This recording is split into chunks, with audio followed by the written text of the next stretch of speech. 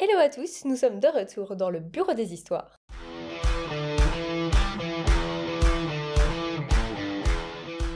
Avec de nouvelles histoires Reddit. Est-ce que ce serait moi le problème si je demandais à la copine de mon père de quitter notre maison? Ça dépend.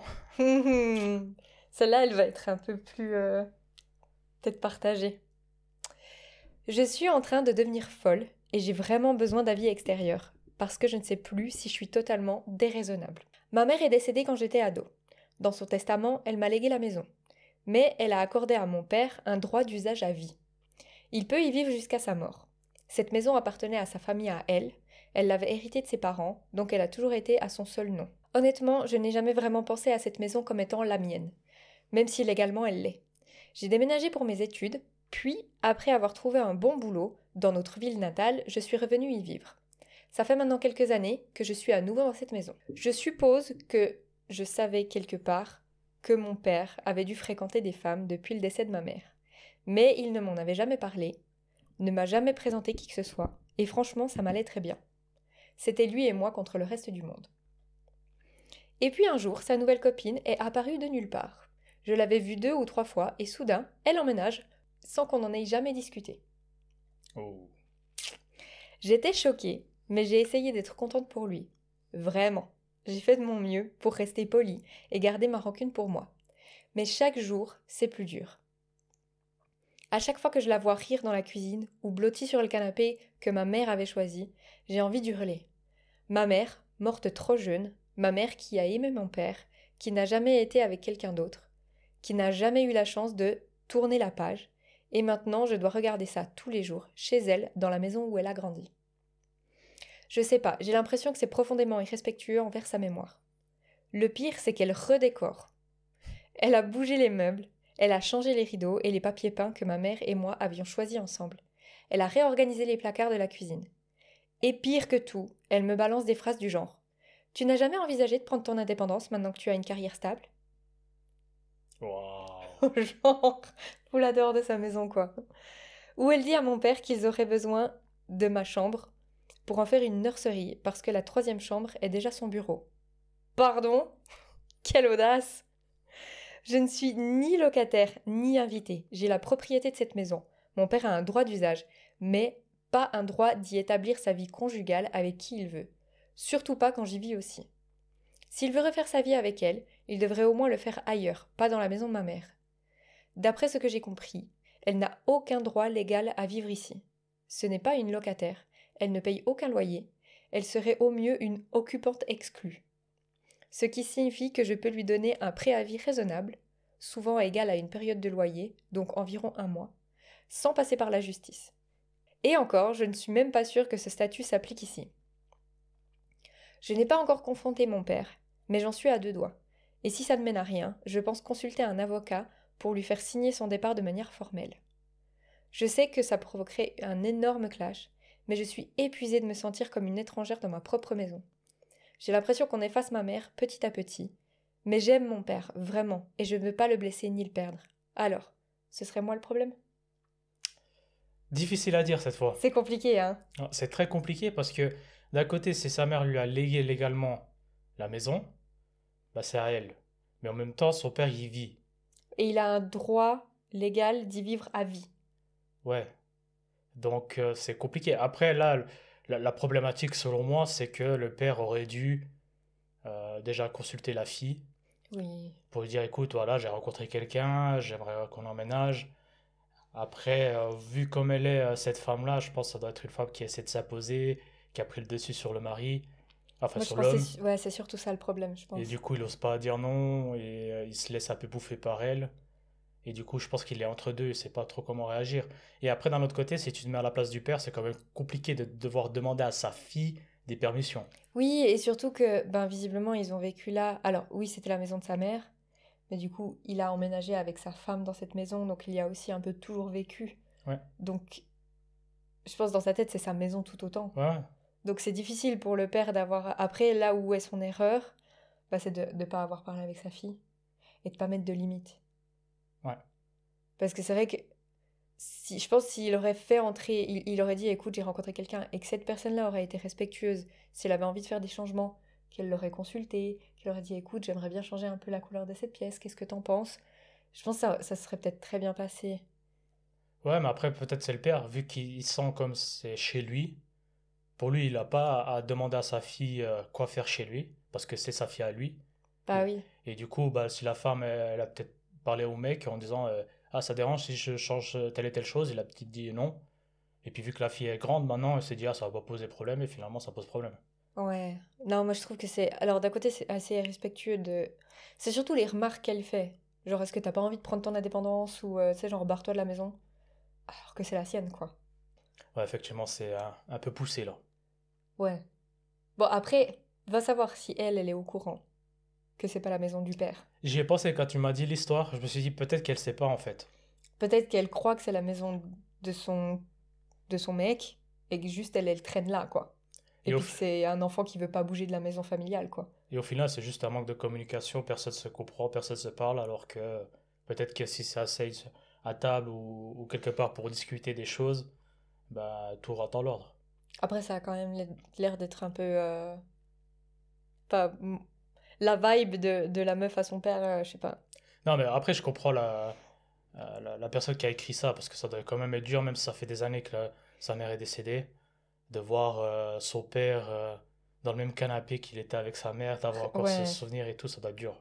Comme elle a dit, j'ai l'impression qu'on efface un peu ma maman. Mais du coup, ouais, je pense que là, la problématique, c'est le père. Oui. Mais tu vois, je me pose la question parce que elle lui a légué la maison, mais son père a un droit d'usage à vie.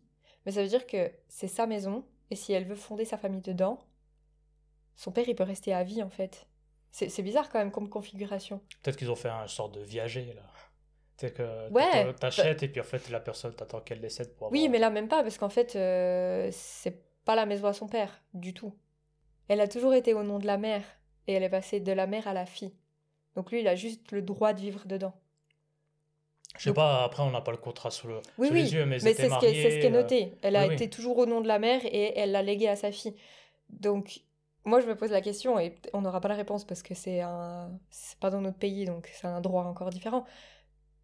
Mais je veux dire, si elle se marie, qu'elle a envie de fonder sa famille dans la maison, elle a pas le droit de foutre son père dehors. Bah, si Du c'est coup, dans je le trouve que contrat, c'est non. hyper, c'est très bizarre comme contrat. C'est pas un contrat qui est fait pour que ça se passe bien de base déjà, tu vois. C'est très étrange. Mais non, je pense qu'il y a un gros manque de communication, mais son père, il a pas fait les choses correctement. Tu fais pas emménager quelqu'un dans cette maison sans en parler à ta fille, je pense. Non, c'est comme on a dit juste avant, il Ouais. aurait fallu communication. Donc pour moi, le problème, c'est le père, Et le problème, malheureusement. c'est que, ouais, c'est ça. Et ça a créé du ressenti chez sa fille. Et ça fait que grandir tous les jours parce que personne n'en parle. Et c'est un cocktail explosif, là. Ouais, ça va mal finir. Ouais. On verra. S'il y a une update qui se met dans les prochains temps, on vous fera une vidéo pour ça. Parce que là, franchement, j'ai l'impression qu'on nous laisse un peu entre deux. Ou pas, tant qu'on n'a pas atteint les 10 000 vues. On ne fait pas d'update. Oh ben voilà. Du coup, c'est tout pour moi.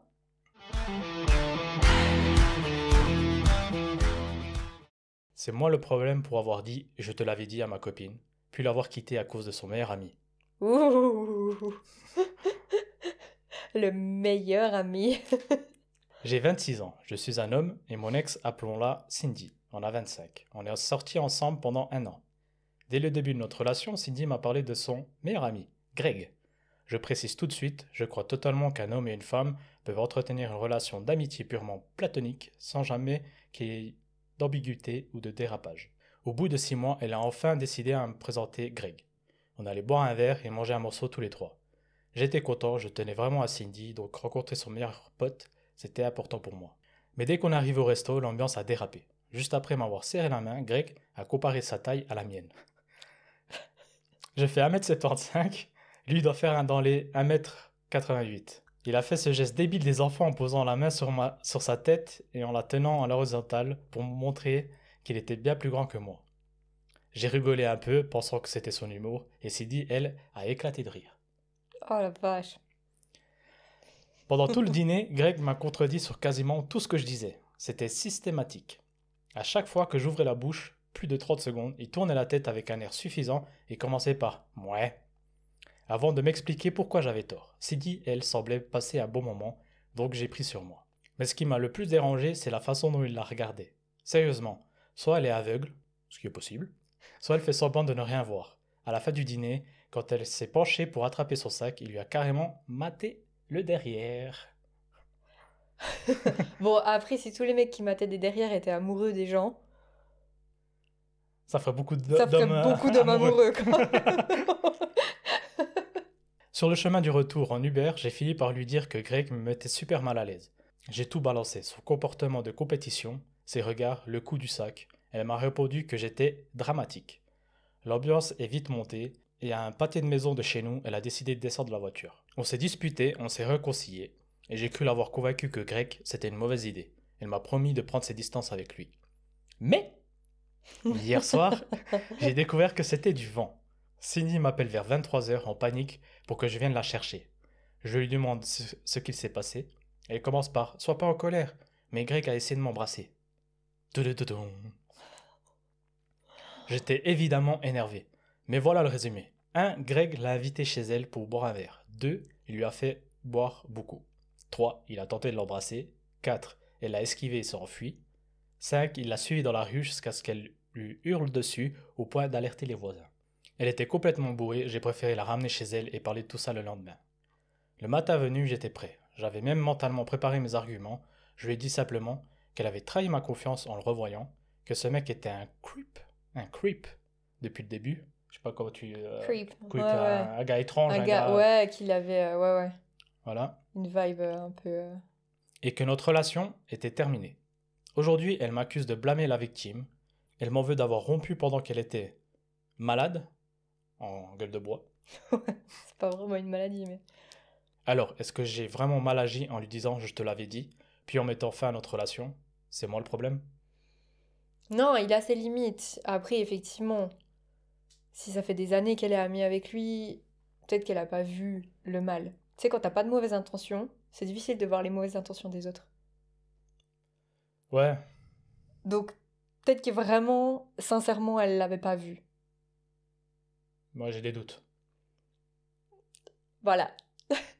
Mais voilà, elle l'a pas vu, elle s'est dit, je vais voir un ami. Déjà, tu le fais dans le dos de ton mec.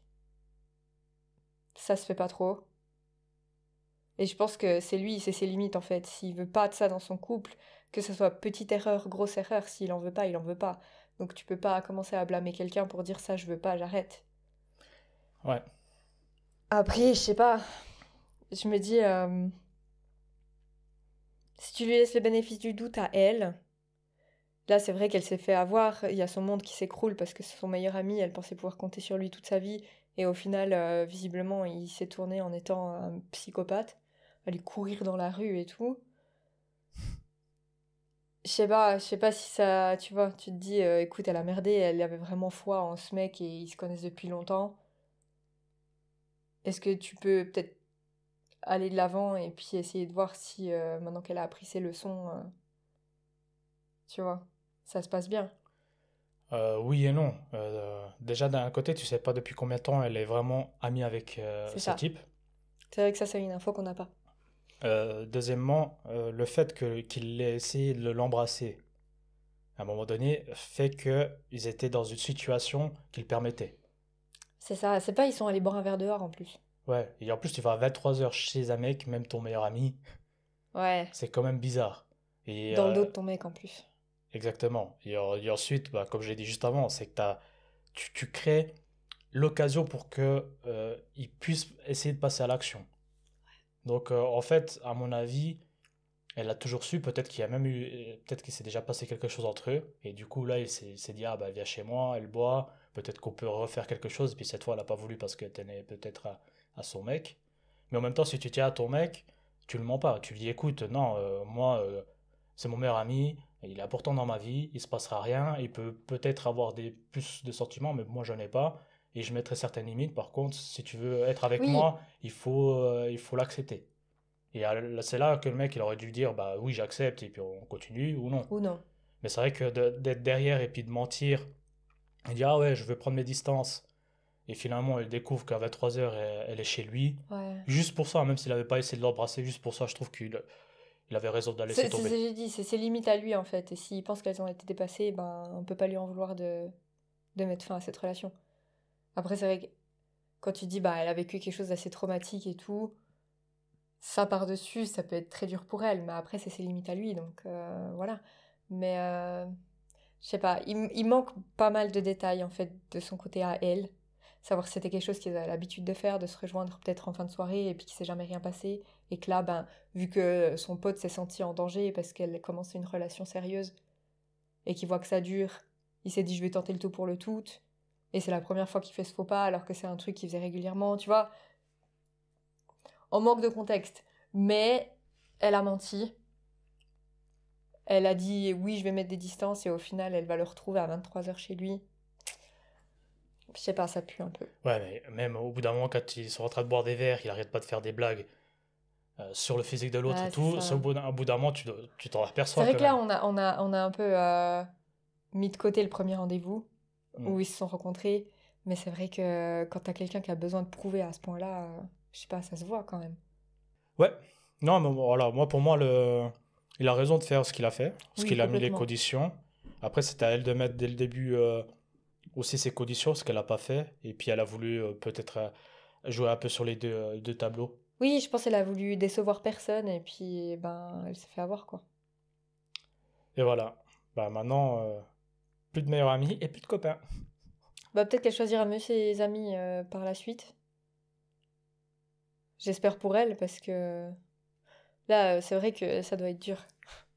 Le réveil doit être dur. Donc pour toi? Non, pour moi, il a raison. Si elle a dépassé ses limites à lui, il faut qu'il s'en aille. Donc voilà, pour la fin de la deuxième histoire. Ouais. Et vous en pensez quoi? C'est qui le problème? C'est lui, c'est elle, C'est flou. c'est les deux? Et juste avant aussi, la première histoire, n'hésitez pas aussi à nous dire en commentaire pour, à votre avis, c'est qui le problème de l'histoire? Ouais. On se retrouve la prochaine fois.